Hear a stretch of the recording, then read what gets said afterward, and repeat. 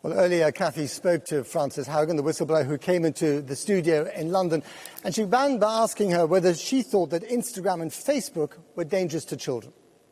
Kids are very vulnerable on the platform. They get pulled towards these extreme interests. When they get depressed, they actually consume more content. And things like bullying follows them into their bedrooms. It's very dangerous. So Facebook, since all these documents have come out, has said that, and I'll quote, among teenage girls who said they'd felt sadness in the past month, 57% said Instagram made things better. Only 9% said Instagram made it worse. What do you make of that rebuttal? One of the things that Facebook has said is that kids who have body image issues, kids who are being bullied, it pulls them down even more.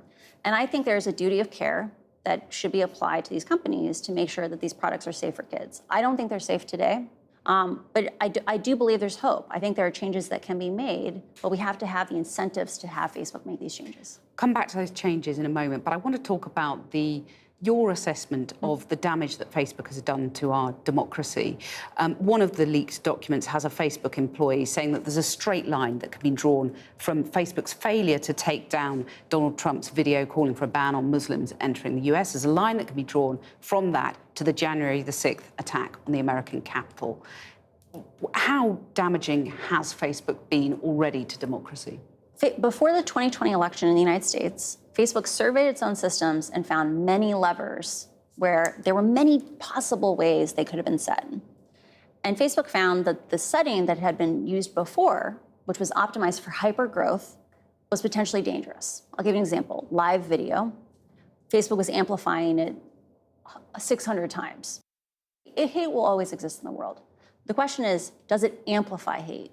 Do their algorithms selectively promote things that are extreme, polarizing, and divisive? And Facebook's research shows over and over again, its priorities of growth over safety is prioritizing content like that. Well, Facebook says that the idea that they put profit before people misunderstands where our own commercial interests lie. They say they've invested $13 billion and have over 40,000 people to do one job, keep people safe on Facebook. Sometimes they say, they don't always say, is that's $13 billion since 2016. So we're at a little over $2 billion a year. Facebook's going to make like $45 billion in profit this year. So there's a difference between doing $2 billion a year, $3 billion a year, and doing $10 billion a year. It's not a question of how much you've done, it's a question of how much do you need to do. And the fact that no one's holding them accountable, they're grading their own homework. But as you say, hatred has always existed in the world, will always exist, sadly, in the world. Where's the link between, watching something on Facebook and going out and doing something awful in real life? I know that things like militias in the United States or domestic terrorism actively recruit on Facebook. They coordinate on Facebook. It's kind of like the actions we saw being taken by cartels in Mexico. People have found that you can use Facebook for social control of your own group. People say the way I got introduced to this hate movement was via Facebook. And Facebook says that its integrity team is tackling problematic content as efficiently as possible. When was the moment that you, at Facebook, thought, I can't do this any longer, I have to blow the whistle? So Facebook had a team that was committed to keeping societies safe, for Facebook to be a positive force in societies, and they dissolved that team. And at that point, I started thinking, like, we need help.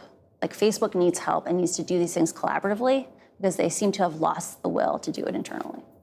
And you said you took a long time to think about this. Was it sort of torturing you, really, when you were going about your daily job and you were seeing what you were seeing? I think there are a lot of employees that face the same struggle that I do, where they join the company because they want to make a difference. I think there are a lot of employees who get in there and then realize how bad it is. And they're forced with this torturous choice where they now know how bad it is. We shouldn't have people feel tortured inside of Facebook trying to keep us safe. Well, let's talk about what you hope will happen as a result of you blowing the whistle. What do you want to happen? At a minimum, we need transparency into how Facebook operates. Right now, Facebook is making choices that should make everyone scared. Like Marcus said, okay, we'll just, polarizing divisive content, we'll just stop showing politics in the newsfeed.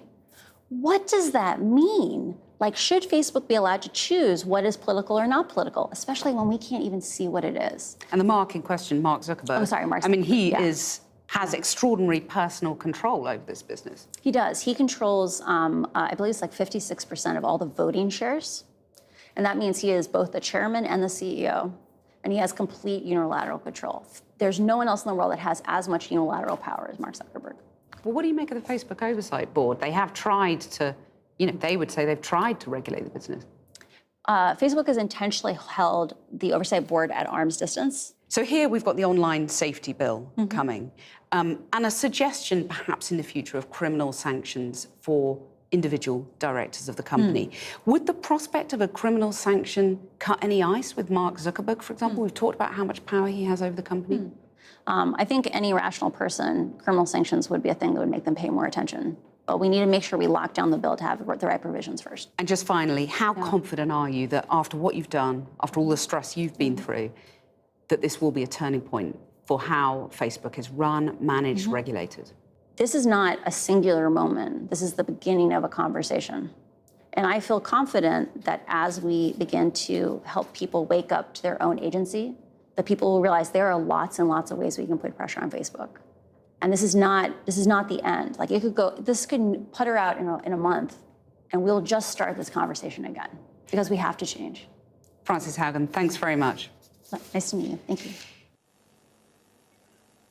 And in response, Facebook said that their research did not conclude that Instagram was inherently bad for teenagers, adding that they are building new features to help people struggling with negative social comparison or indeed negative body image. And they said they had not disbanded their civic integrity unit, but had expanded its work to other areas of the company.